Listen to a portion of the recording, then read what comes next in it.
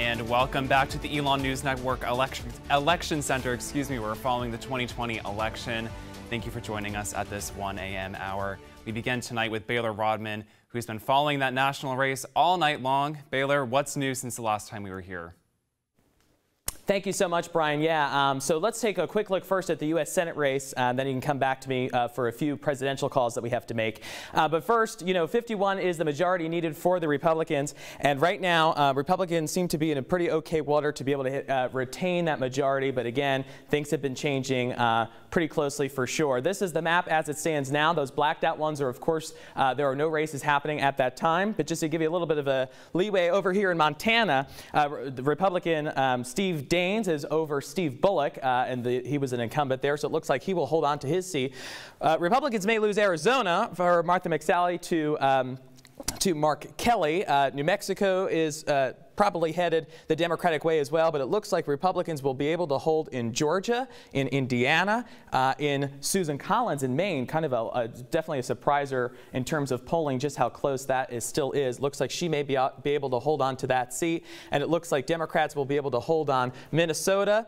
Of course, then the final two where it comes down is Michigan. John James, the GOP's had a lot of faith in this race, and it turns out that he's doing a lot better than I think anyone anticipated at this point in time. And it looks like Senator Perdue, the Republican incumbent, will hold on to his seat there. So again, we could probably see that Senate majority staying with the Republicans, but it also sort of depends on, I think, presidentially speaking, how some of these states go. But I'm going to toss it back to you really quickly, and you can come back to me soon because I certainly have a few projections to share with you on the presidential level. Great. Thank you, Baylor. We will definitely be back with you soon. But now we're going to turn to Nikki Walker, who's live in Los Angeles. She's a reporter over at the University of Southern California. Thanks so much for joining us tonight, Nikki. Thank you. Thank you for having me. Yeah, so what sorts of things have you been following tonight? Yeah, we're obviously following all of the battleground states as you are over at your news network as well. But in addition to that, we're following the Gen Z vote pretty highly, talking with our students. And USC is a virtual university right now. None of our classes are in person for the majority of our undergrad students. So our students are truly all over the country right now, and really following the issues that our generation of students are caring about. Yeah, great. And so, for the students who are still on campus, what's kind of the campus climate like right now? I know over here at Elon, we're definitely going to be watching that over the next few days as the results still come in. So we don't have any students on campus. We have a very few amount living around the university in off-campus housing.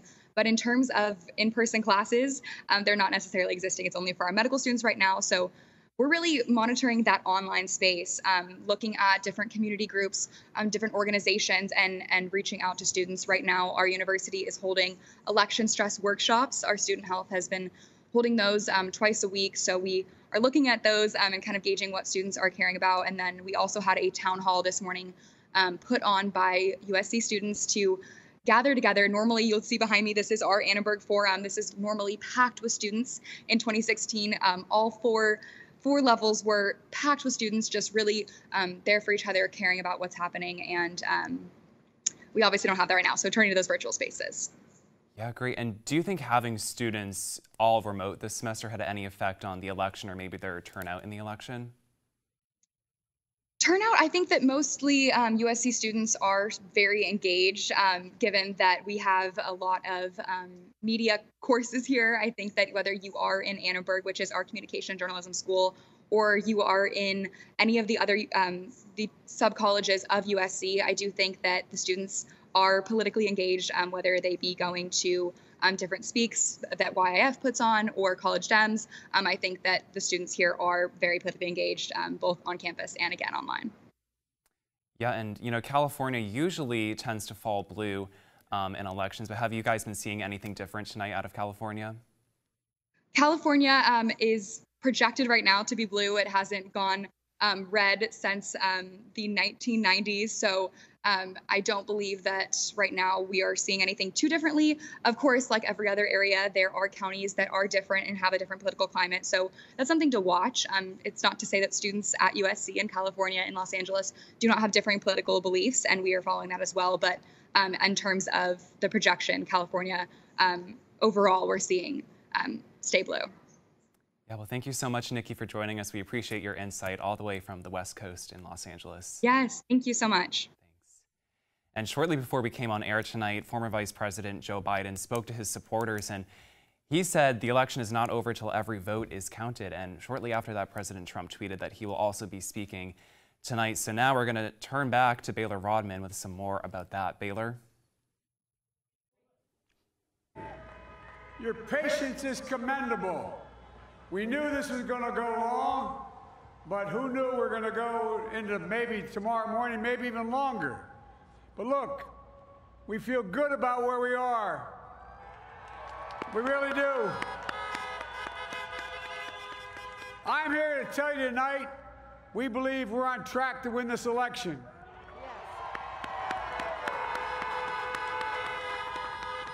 We knew because of the unprecedented early vote and the mail-in vote that it was going to take a while. We're going to have to be patient until the hard work of tallying the votes is finished. And it ain't over till every vote is counted, every ballot is counted.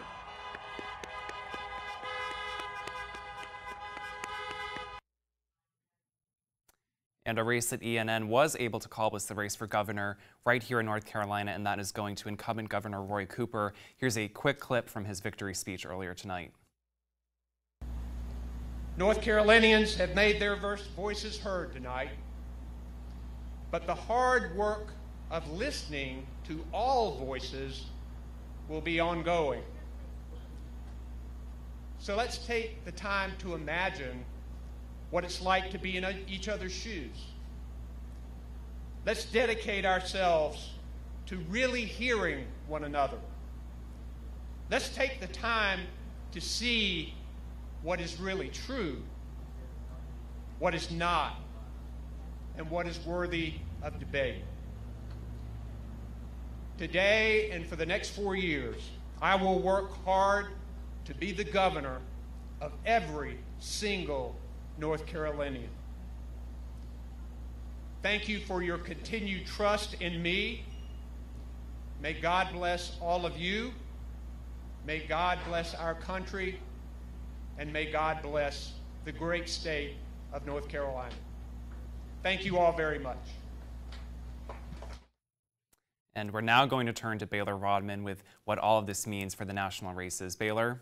Yes, hi there. I was just updating because we got so much going on, but there is a lot to be called right now. So let's get right to it. And I want to start with the latest, which is the Lone Star State of Texas. We are now able to project, and I will soon put the big graphic right here that says winner, winner. But I'm able to project to you that Donald Trump, the president, will hold on to the Lone Star State of Texas with 52.2% of the vote, opposed to Joe Biden with 46.4% of the vote. And again, we have about 80% of our precincts reporting at this point. So again, Elon News Network can confirm that President Trump will carry the state of Texas. All right, let's move on also to the Sunshine State of Florida, where we can project that President Trump will carry the Sunshine State of Florida and all 29 of its electoral votes with 51.3% of the vote, as opposed to Joe Biden's 47.8%, and that is still with 98% of pretty much all of our precincts reporting. So again, we can project that Donald Trump will also win the Sunshine State of Florida.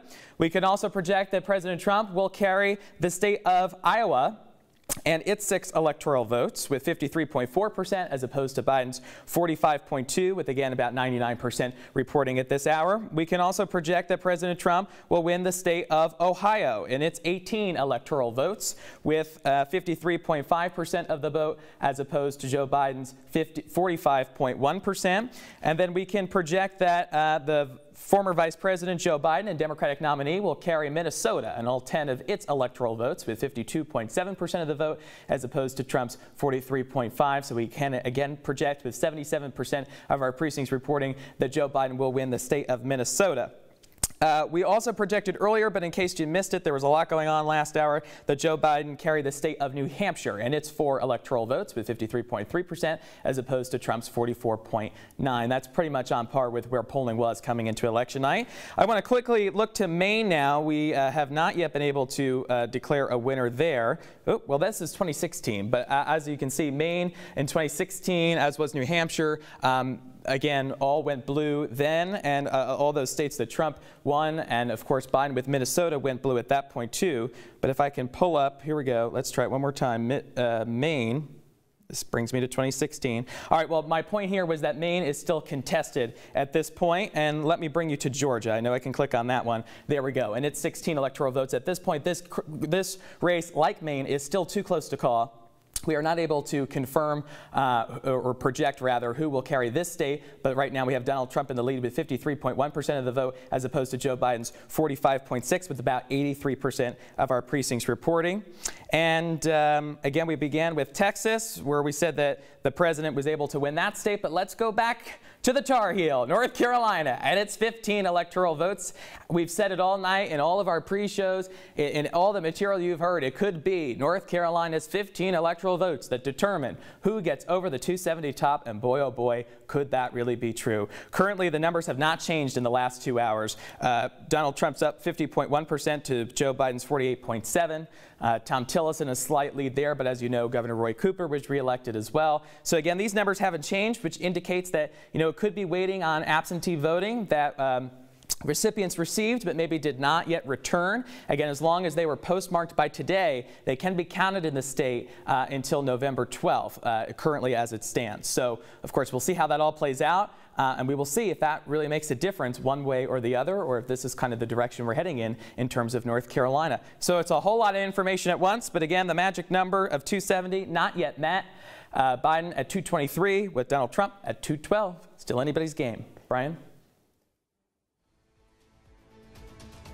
Thank you, Baylor, and don't go anywhere. We still have more election updates for you next.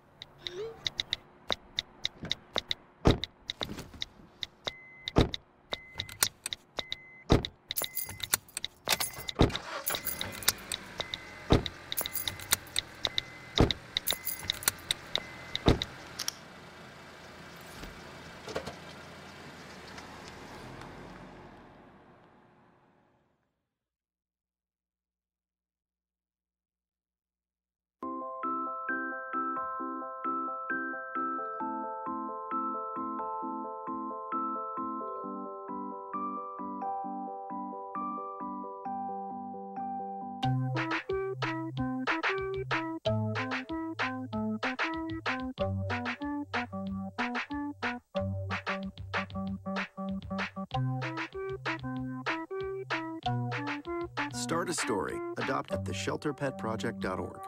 Bye-bye. Hi. Hoping for a crisp breeze to help keep you alert. Oh, he took a sip of water too. That'll probably help. You were probably gonna turn down the radio too, so you could focus, right? Probably okay isn't okay. Right? If you see a warning sign, stop and call a cab, a car, or a friend. I think the water line is what really drove it home. I blew on him.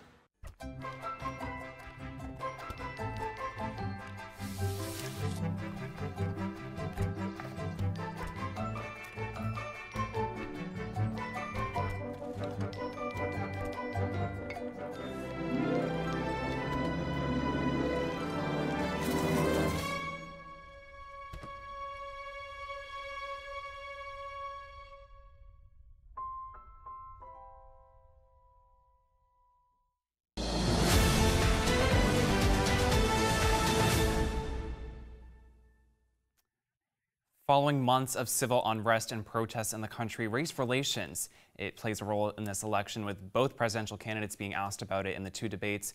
Some members of the Black community at Elon told ENN that there's a lot at stake this election. Alicia Powell says she didn't want to leave her apartment on Election Day for fears of her safety as a Black woman.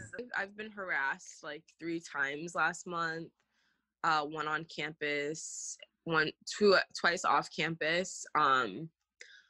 I see Trump flags driving around. I see people with guns sometimes. It's very scary. Powell says this election is about more than picking candidates. We're fighting for our country, like democracy completely. When was America great? You know, I feel like I've never gotten a full we've never gotten the full win.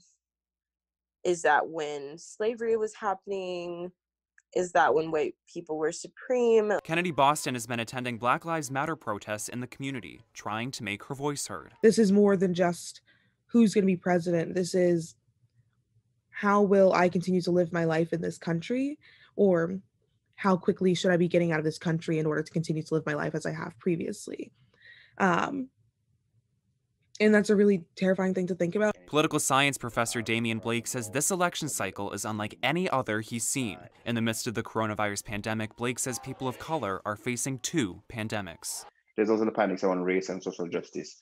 And so I think the results of the elections will further deepen and intensify the frayed race relations in the Alamance and Burlington area. Powell says she hopes whoever inherits the presidency can create change for Black Americans. I think they all try. I think they're politicians at the end of the day. So that means lies. That means empty promises sometimes, because they have all high hopes. According to the North Carolina Board of Elections, about 20% of voters here in North Carolina are Black. And according to data from Tufts University, North Carolina has seen a 9% increase in voter registration in people ages 18 to 24. Director of the Elon poll, Jason Husser, says youth voters tend to turn out in higher numbers when elections seem competitive and high stakes, like this 2020 election.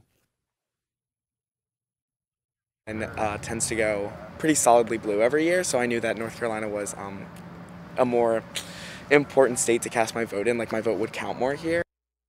Who you just heard from, that is Tommy Truitt. He switched his voter registration from Maryland to North Carolina. Here at Elon University, only 44% of eligible students voted in the 2016 election. According to Elon Votes, a nonpartisan initiative to help students navigate voting, they've seen an increase in students registering to vote, with many asking how to change their registration to North Carolina. Like Truitt, they expect to have full data on student voter turnout come March 2021. And that is all for our update this hour. Stay tuned as we continue to follow those election results coming in for Election Night 2020.